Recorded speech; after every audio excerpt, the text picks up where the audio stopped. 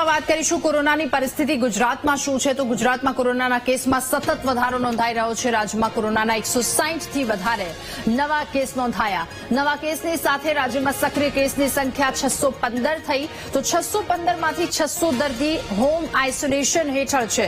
Ahmedabad Sola સિવિલના 5 doctor કે જેમને પણ કોરોનાનો ચેપ લાગ્યો છે। રાજકોટ સિવિલ હોસ્પિટલના ડોક્ટર પણ કોરોનાગ્રસ્ત છે।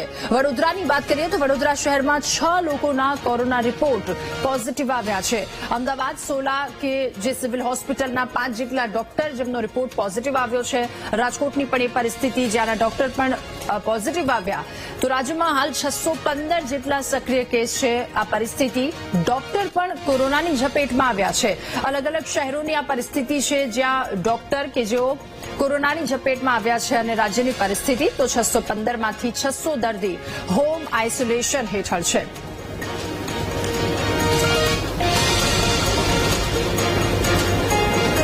તો હવે વાત ભાવનગરની। ભાવનગરમાં પણ કોરોનાનો ખતરો વધ્યો છે। શહેરમાં વધુ 6 કોરોનાના કેસ નોંધાયા।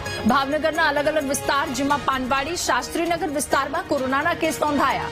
2 મહિલાઓ સહિત 6 જેટલા કેસ નોંધાતા આરોગ્ય તંત્ર હવે સતર્ક મોડ પર તમામ દર્દીઓને હોમ આઇસોલેશનમાં રાખવામાં આવ્યા। તો હાલ ભાવનગરમાં કુલ 14 જેટલા કોરોનાના કેસ એક્ટિવ છે। ત્યારે 2 મહિલાઓ સહિત 6 જેટલા કેસ નોંધાતા આરોગ્ય તંત્ર સતર્ક અને તમામ દર્દીઓને હોમ આઇસોલેશનમાં રહેવા માટે સૂચના હોમ આઇસોલેશનમાં રાખવામાં આવ્યા છે। શહેરમાં અલગ અલગ વિસ્તાર કે જ્યાં 14 કેસ એક્ટિવ છે। હાલ ભાવનગર બાદ વડોદરાની પરિસ્થિતિ પર નજર કરીશું। વડોદરા શહેરમાં કોરોનાના 6 જેટલા નવા કેસ નોંધાયા છે। ભાયલી, દિવાળીપુરા, છાણી અને રામદેવનગરમાં કોરોનાના કેસ નોંધાયાનું સામે આવ્યું। 60 થી વધારે ઉંમરના 2 દર્દી કોરોનાની ઝપેટમાં આવ્યા। એક સાથે 6 કેસ પોઝિટિવ આવતા તંત્ર પણ દોડતું થયું। એસએસજી ગૌત્રી હોસ્પિટલમાં આઇસોલેશન વોર્ડ તૈયાર છે તો ઓક્સિજન, વેન્ટિલેટર અને બેડની પણ તંત્રએ વ્યવસ્થા કરી રાખી છે।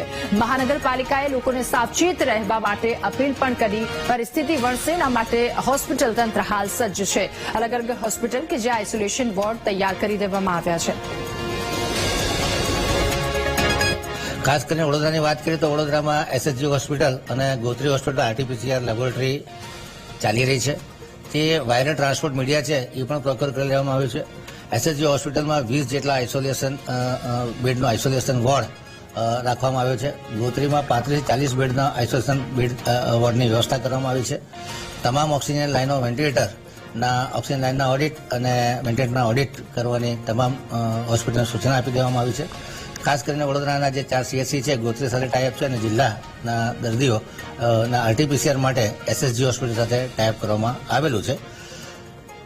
આરોગ્ય તંત્ર સંપૂર્ણ સજ્જ છે। જૂના અનુભવને આધારે ઘણા બધા ઓક્સિજન બેડ વડોદરા શહેરમાં લાસ્ટ ટાઈમ તો 16,000 જેટલા ઓક્સિજન બેડ આપણે રાખ્યા હતા અને 1200 કરતાં વધુ વેન્ટિલેટર વડોદરામાં અવેલેબલ છે। ત્યારે કોઈએ બિલકુલ પેનિક કરવાની જરૂર નથી, ફક્ત સાવચેત રહેવાની જરૂર છે। મેં કીધું એમ કે કોમોર્બિડ કન્ડિશનવાળા અને મોટી ઉંમરના દર્દીઓની વિશેષ ધ્યાન રાખવાની જરૂર છે।